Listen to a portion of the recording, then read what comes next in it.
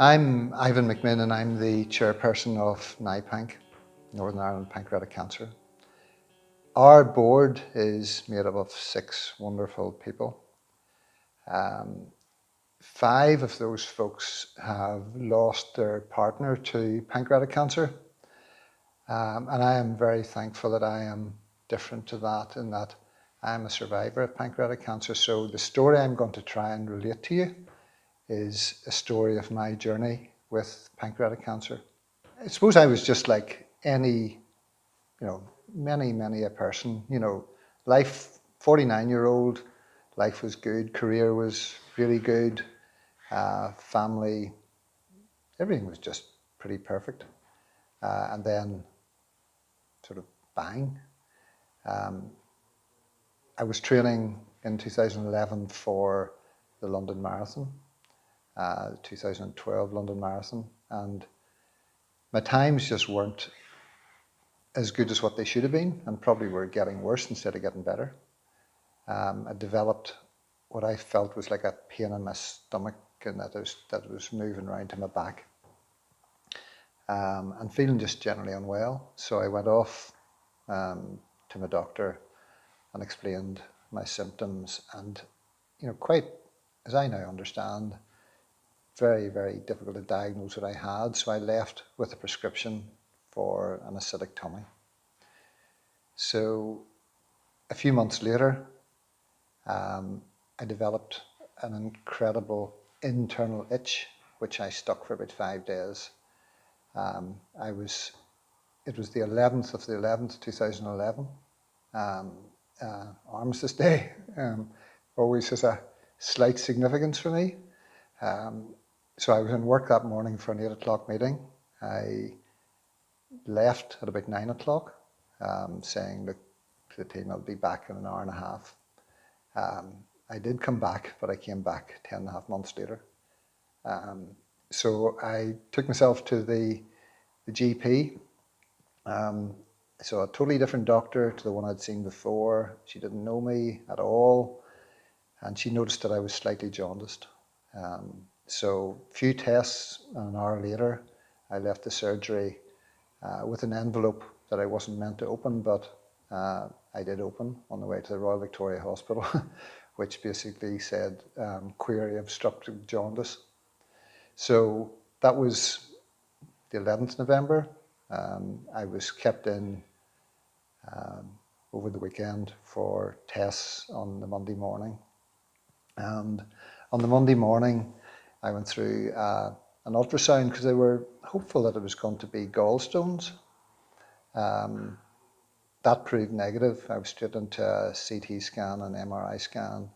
And at 1:30 that day, the consultant who'd been looking after me brought me into a room and said, look, there's good news and there's bad news here. The bad news is it's not gallstones. You actually have pancreatic cancer, which is not what I was expecting to tell you. But the good news is that we think it has grown in the right place, that it's suitable for surgery. But we won't know if it's operable until we actually go inside. So I had 3 weeks between being diagnosed and the actual surgery, and I was discharged 2 days after that diagnosis. So one of the hardest things I've ever had to do in my life was to sit down with a then 12-year-old and a 14-year-old and talk them through a diagnosis. And I don't know where I got the strength to do that, because it was a very natural conversation that we had. But like they were, if you can just imagine the scene, you're sitting in the settee in my little office talking to a 12-year-old and a 14-year-old who were in absolute bits, who'd been on the internet, knew more about pancreatic cancer then than I probably even do now. And just trying to assure them that, look, this is outside of our control, but my assurance to them was that I would do everything that I could to make sure that I was there for them. I had a conversation a couple of days later with my consultant, it could not be described in any way as a positive conversation.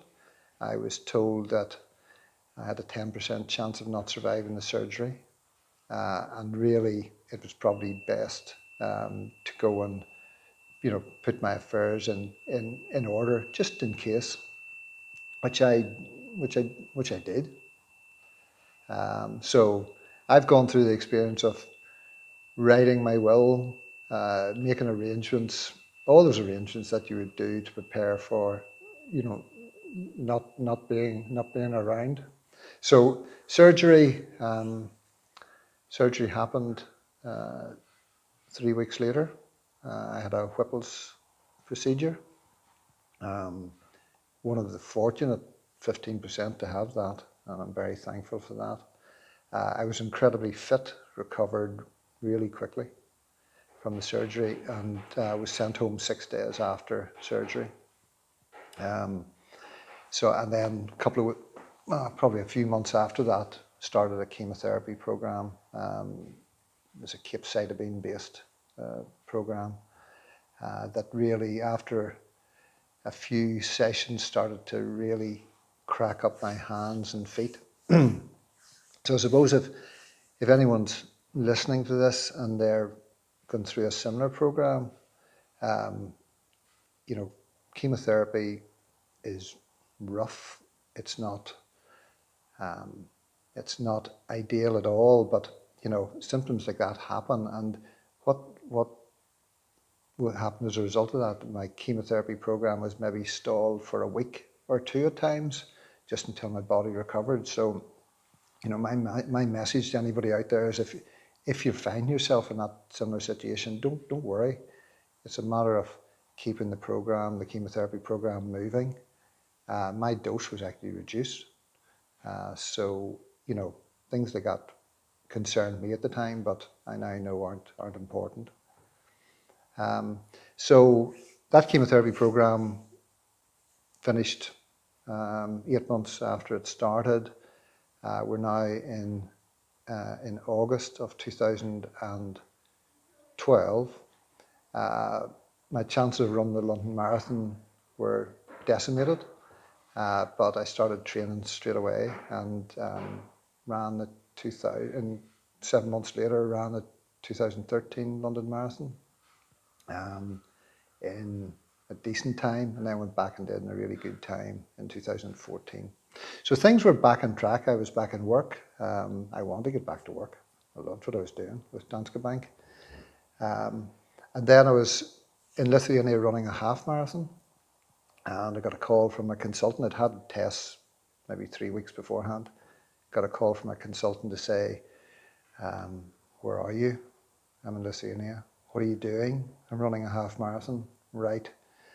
Your tests aren't very good. I suggest you get home. So I got home, and I went through some scans. It showed that my cancer had come back, this time in the back of my abdominal cavity. Again, there was good news and bad news. The good news was they were going to give me the strongest chemotherapy possible, called FOLFIRINOX. The bad news was that there was no surgical solution this time. So I was told that there was a 10% chance that the chemotherapy would slow down the cancer. But after another 8 months of chemotherapy, the tumours were not visible. So it was an incredibly successful chemotherapy plan.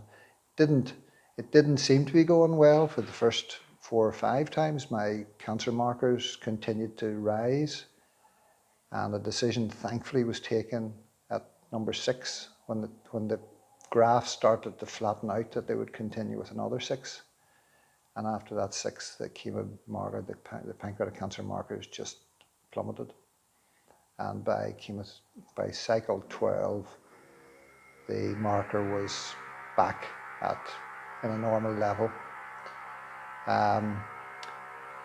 So to say I'm incredibly thankful is an understatement. I still go through Periodic tests every 3, 4, 5 months. It's probably drifting out now because of COVID to 5 months. My markers, thankfully, remain normal, and life is everything that I could have asked for. If someone had told me 10 years ago that I would still be around and playing golf at a single handicap, I would have wanted to know what planet they just arrived from. But that is the way it is, and I'm really thankful. So my message for anyone out there is, we can't lose sight of the fact that a pancreatic cancer diagnosis is a terrible thing to hear, but that there is hope, especially if we can get early diagnosis. Chemotherapy is horrible, but it is wonderful. The symptoms are terrible, but the end result is worth the hassle and the pain. And that has been my experience of it. I just wish there were more examples of me. And the more we can do in NIPANC, and why we are all involved in NIPANC, is to try and make that difference, to make sure that there are more survivors, and that more mums and dads can have the experience of having a 22-year-old and a 24-year-old, as opposed to passing with a 12 and a 14-year-old at the time. So that's really a synopsis of my story. There's been lots of bumps in the road, but the outcome has been good, and I'm incredibly thankful for that. So thank you for listening.